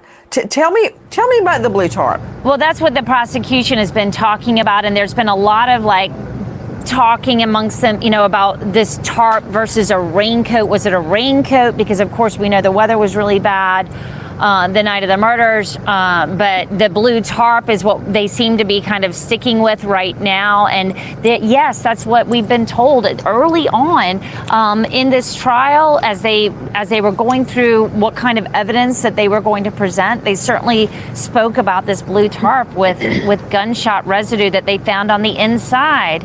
And now we need to find out where they actually got that blue tarp. We've heard that it was in a closet, but we've got to hear more from the prosecution about how they're going to use this. Now, when she describes it, obviously there was a lot of intimating going on in that courtroom that there was something wrapped up. That's where the prosecution was going with, was that something was wrapped up like a rifle. They even said it once. They said, was it like a rifle? And I think they objected to that. But the defense was like, they're going to argue. They're arguing the semantics of what it looks like to see a blue tarp in somebody's arms wrapped up. So I think that's what they're working with right now. To Eric Bland, high-profile lawyer joining us out of South Carolina. Eric, in my mind, in every case I've ever tried, there's always that one moment when everything changes. And I truly believe that Michelle Shelly Smith was that moment. Because I believe that this one witness is so credible and so believable that it changes everything to the state's benefit. Yeah, she covered a lot of bases for the state. She's covering possible gunshot residue. She's covering the power of the Murdaugh. She's covering the alibi creation by Alex. But what she really conveys is the intimidation factor. A witness that you saw the palpable fear and anxiety that she was under just talking about them, even at a time where Alex is behind bars and has been behind bars for 14 months. So this is how this happens. It's going to be interesting, Nancy, on the drug issue, because I heard one of the experts said addiction. The state can either use the drugs to their advantage by saying Alex was under opioids, which created a heightened sense of anxiety and lack of rational thought. I, for one, don't believe it, because I don't think he would be able to have appeared in court, gone to Thanksgiving dinners with his family, be in partners meetings and client meetings. He would have fallen asleep or would have exhibited some kind of behavior that would have clued people in that he was on drugs. So I think the drug's a red herring issue, but it can be used by the state to say that he wasn't rational when he did it. But this witness, I think Tony Satterfield, when he comes on now and testifies in court, and Mark Tinsley, I may come on to just talk about the confession of judgment that we got. This is looking at Alex in a whole new light. He's no longer, the shine on the venerable dome is starting to dull a little bit.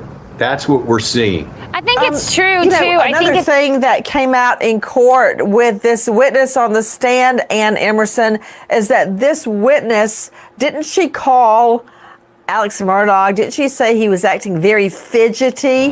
Yes, I was going to say, yes, absolutely. She talked about how he was fidgety. The defense immediately, as soon as they got into cross with that, they tried to talk about how that's just his personality, how he's always kind of on the go and moving. But yes, she absolutely talked about how he looked fidgety that night. That can't be good. Yeah. But I want to tell you one other thing about intimidation that the prosecution tried to play up as well when she was testifying. She talked about how she was getting married, and this happened at the same time he said about I was there 30 or 40 minutes, talking to Shelly after that funeral. And he said, so you're getting married soon? And she said, yeah. And he goes, weddings are expensive. And she goes, I know.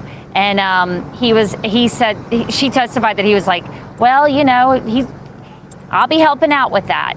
Basically, I'm going to help with that wedding. I know how expensive this wedding is. And she took it for the goodness. And she even said at one point she thought Alec Murdaugh was a good person. It was their relationship. But the fact that she brought it up in this testimony, I think it is important to bring up another layer of control and power and intimidation is what the state and then he knew somebody at her school. Bribe. Go to you. You've handled so many homicide investigations. I know the defense is going to try to swing this fidgety description to their benefit by possibly saying, yeah, he had an addiction. I don't think it's ever good for a jury to find out you're high as a kite all the time. I don't think that ever helps. Do you? Not at all. And in fact, what the jury's also going to hear, the type of addiction, if it's an opioid, that's actually going to slow down his, his internal symptomology, which is going to lead us back to that interview in the car the night of that incident. I look at Alex Murdaugh as a very good, I would describe a 3-card Monte player, right? Remember that old game where you find the right card? He is a master manipulator, and he's put so much emotional stress upon that witness that we just saw. However, his undoing is going to be a couple of things that he brought out of his own mouth the night in that car. A couple of them, one is the fact that he rolls his son over after witnessing, allegedly body parts next to the body. And what does he introduce into the conversation? A cell phone. Okay. Why is that relevant? I think we all can understand that he picked it up and he was going to do something with it and then change his mind and put it down. Well, that just kind of ties into the investigative, evidence that we heard about that cell phone, screen changing distance, and it also brings relevance to the fact that Maggie's phone is different. But the gun aspect of this is the shotgun that he was holding when law enforcement came onto the scene that night. There, he now puts his fingerprints on it. He gives a reason for it. But that also is another 3-card Monte play, in my opinion, because now the defense can argue, look, this guy, he told you he had a shotgun. He told you he picked up the cell phone. Well, isn't it interesting that now we have this blue tarp with gunshot residue on it, and there is one gun missing. So I think the minutia details here again, Nancy, are going to be crucial for the witnesses to continue to testify to and the jury to hear. Dr. Michelle Dupree joining me out of that jurisdiction. She's joining us from South Carolina, forensic pathologist, medical examiner, former detective, and author. All this evidence we're amassing regarding Alex Murdaugh's opioid addiction. Explain what type of medications that would be in street talk, and also how an opioid addiction would affect you. Would you be fidgety or would you be lethargic? Well, Nancy, that's a very good question. It's a very good observation, because an opioid is a central nervous system depressant, which means that it slows things down. So we're going to see him, instead of be fidgety, we're going to see him be much more like he was the night of the interview.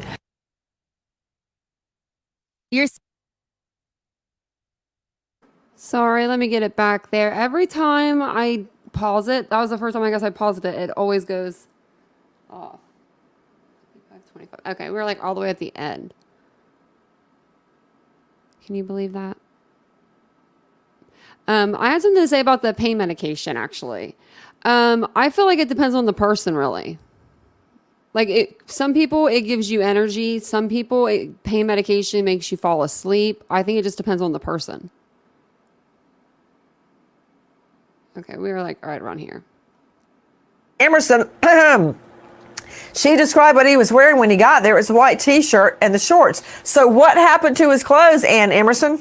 Well, exactly. I mean, what the prosecution is teeing up for us is that he changed his clothes, because we see in the Snapchat video from earlier in that day that's already been admitted into evidence. We've already looked at it.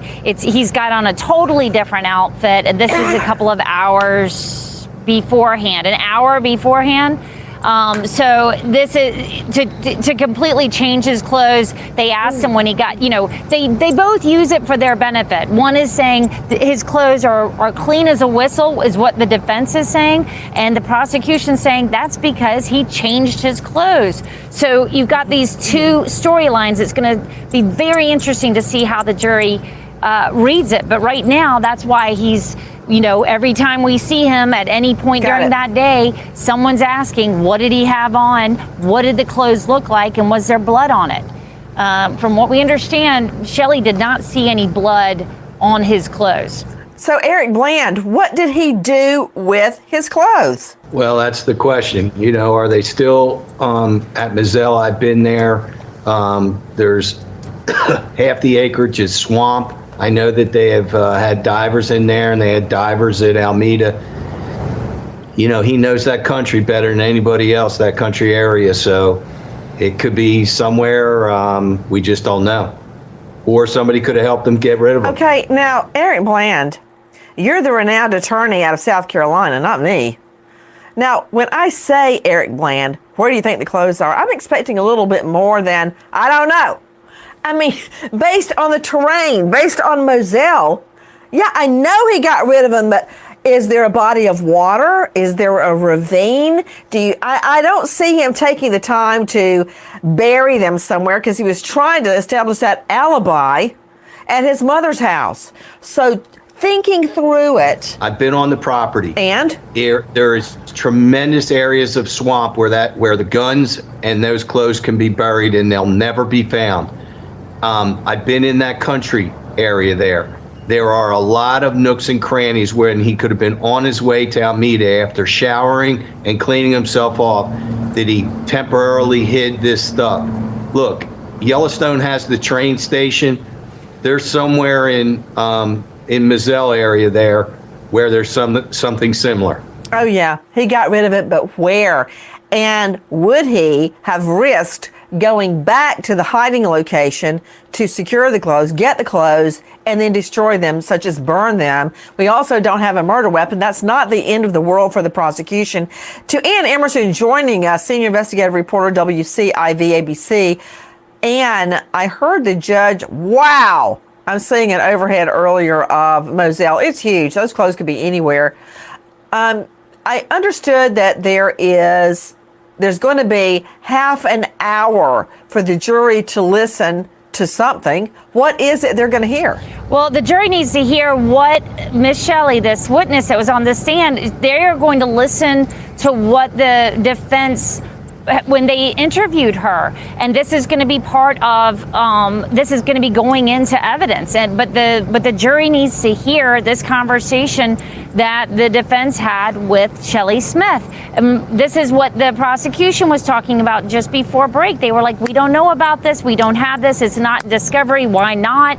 We need a copy right now. And the judge totally agreed. He said, absolutely, of course. I mean, it's extraordinary because this is what the defense was up in arms about 5 months ago, that they weren't getting all the discovery in a timely fashion. So it was a surprise to all of us to hear that this hadn't been put in. But there's something else, and I don't want to take it too off track, but there's a conversation that was had that they are all arguing over about admitting. And this was a conversation right before that June 10th interview with law enforcement that John Griffin was at, Ronnie Crosby, Mark Ball. These are attorneys at Murdaugh's former law firm who are also close friends. John Marvin, Buster, Randy. Anyways, there was this whole group of people that had come together to support Alec Murdaugh right before he was going to be giving the second interview to law enforcement. The state is trying to get that conversation, witnesses to that conversation, entered in. We heard about it on Friday as sort of this court cliffhanger. We hear it today that we're still working toward getting this conversation that we haven't heard before law enforcement got it. What did Alec tell these people that they did not want to have admitted or that they're concerned about? What did Alec say to Ronnie Crosby, to Mark Ball, to these friends that were supporting him, and who was actually standing there? It's going to be important. It may just be digging a deeper hole as far as his alibi goes, that he was taking a nap up at the house. That's what we're all kind of thinking, but we don't know. We don't know what he said to these folks, so that's why they wanted entered into evidence, and it looks like I think they're getting it. You know, Eric Bland, high-profile lawyer out of Columbia. This is a real constitutional conundrum, as I see it, because here you've got the defense taking a statement from a state's witness and then not handing it over to the state prior to trial. If the state had done that, the entire audio, the entire statement would be ruled out. The jury would never hear it because the state is under a duty to hand over the evidence to the defense to test and examine prior to trial. So the problem is if the state seeks to exclude it because they never got it before trial to examine, then if there's a conviction, there's going to be a reversal because it could be argued the defense was inept. Usually in criminal cases, as you know, the burden is on the state to produce inculpatory and exculpatory material to the defense. Yep. The defense doesn't have that same burden like in a civil case where there's mutuality of discovery obligations where one side gets to ask for all the stuff of the other side, and similarly vice versa. It's a little different in a criminal case. So there may be reasons why that was not turned over to the state, but there's not the mutuality of obligation to. They didn't want the state to have it. That's why it wasn't turned over. Yeah. But that said, the state has an entirely different burden. Their burden is to do the right thing and get a true verdict. We're about to head straight back in the courtroom. I'm hearing that the lunch period is almost up. The jury's going to be filing back in their seats. I don't want to miss that. We'll have the eagle eye out for the conversation. Ann Emerson's telling us about the conversation the state wants in and the defense wants to keep it out. I can only imagine what that is. Guys, let's go back in the courtroom. Goodbye, friend.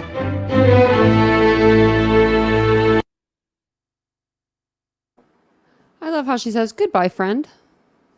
Goodbye, friend. Oops. About like exit out of here again like I usually do. I was trying to see if this picture would come up of my crazy dog. She's out there barking. Hold on one second. Okay, yeah, she's like she's not about this life today or something. She's being so silly. Let me see if I can pull this up. I wish I had a picture of my other dog to pull up so easily. Okay, so I sent this picture to Vincent the other day. So now that Nancy's over, I'll tell you real quick what they went over. The nurse testifying. I feel really bad for the nurse. She testified about the blue tarp, the raincoat, bringing it upstairs to his mom's house, putting in a bedroom that they don't usually see. And then the opioid addiction that he had, which I wonder how much he was doing per day. I wonder how much his spending was on that, because that's expensive. Unless he was doing like heroin and opioids or fentanyl for the opioid part. I don't know.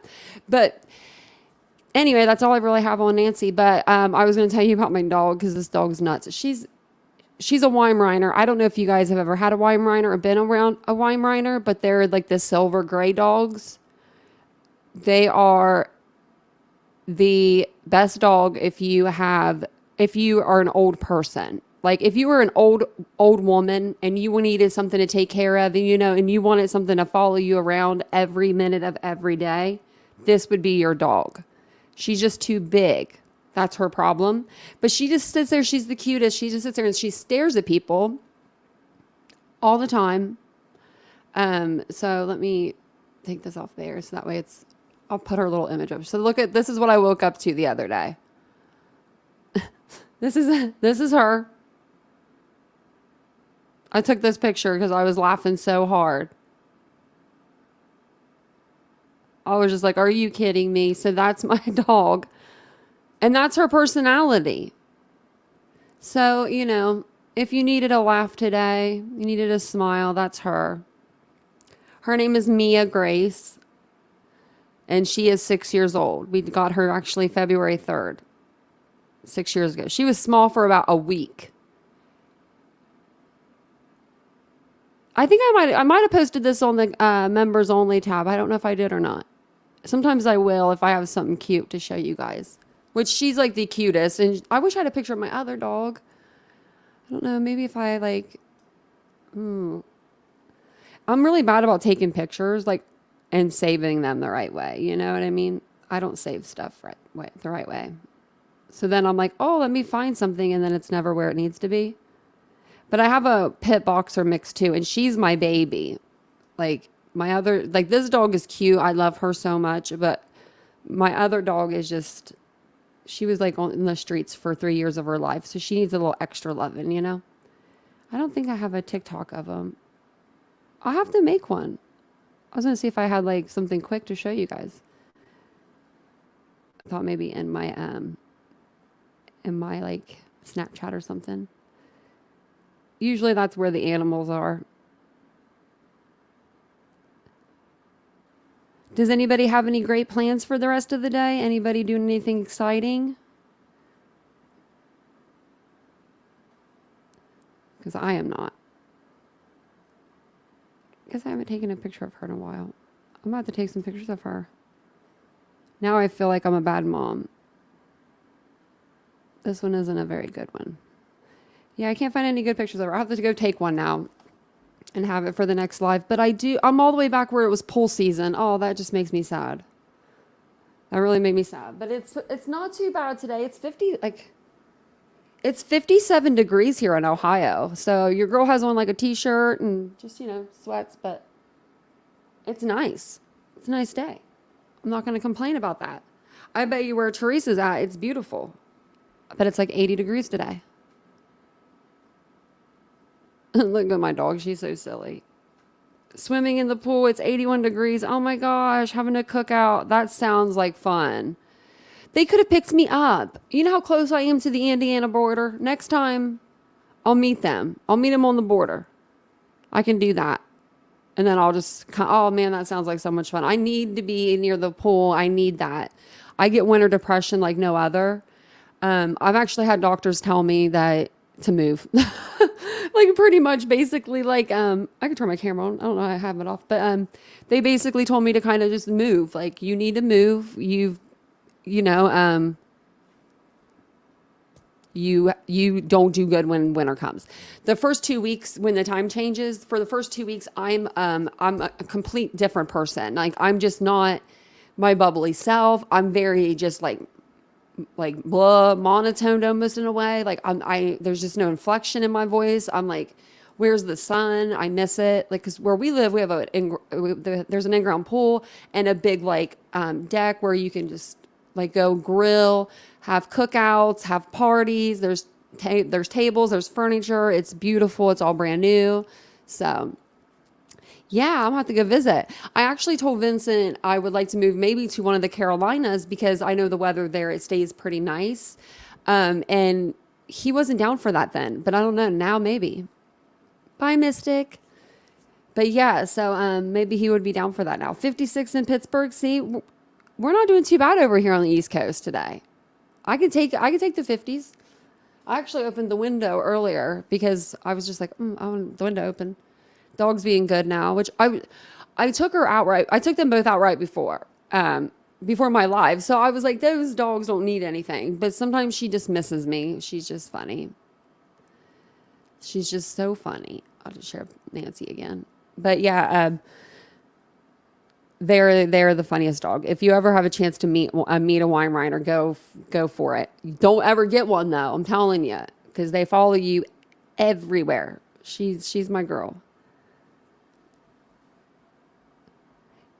Yeah, see, road trip. I like that. That's what I need. I need a girls' road trip. That's why she moved out of Indiana. I bet you. See, I can't handle this weather. It's just so ugh. Like Vincent's from California, so when we go out there, the sun goes down like faster, but it's beautiful during the day, and it's just the sun is just nice. I have family that actually moved from Philadelphia to Florida. I have some family in it's near it's Port Charlotte. Okay, Port Charlotte, and then the other one is Boca Raton.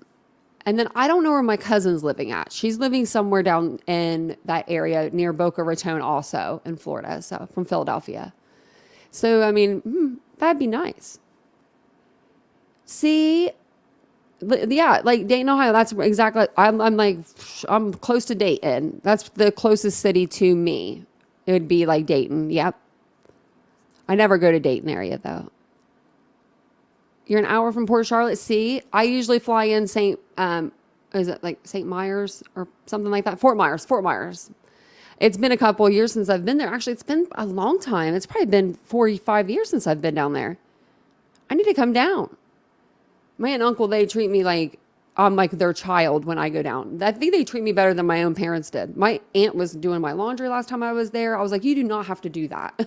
She was like, no. And she did. She like folded everything. It was so sweet. It made me feel like really good because it was after my parents both had passed away. So it was nice to have like be, you know, them think of me like that I was their child. So I'm going to have to come down there.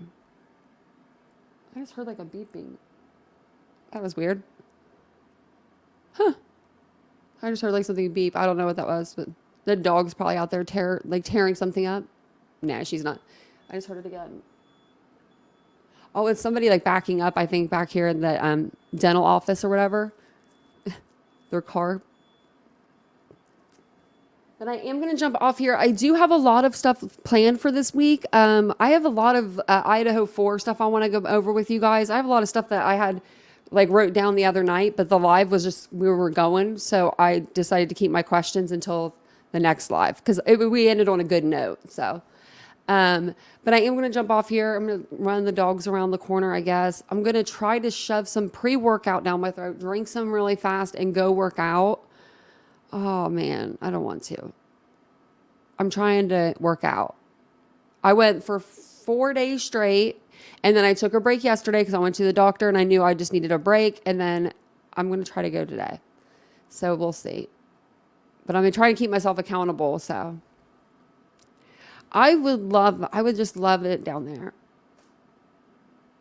And I need to go visit Isabel. Me and Vincent's already on the Isabel train. He's like, we're going to Scotland.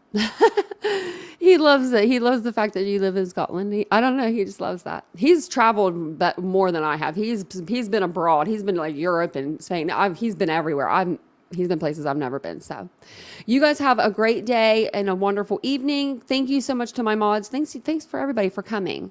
I will put my store banner if you want to ever shop at my boutique. I'll put it on the banner at the bottom below. 20% off with the code all capitalized YouTube 20% off. And you guys have a just wonderful day and wonderful rest of your week if I don't see you guys. But I will see you guys tomorrow in the live. Bye, guys.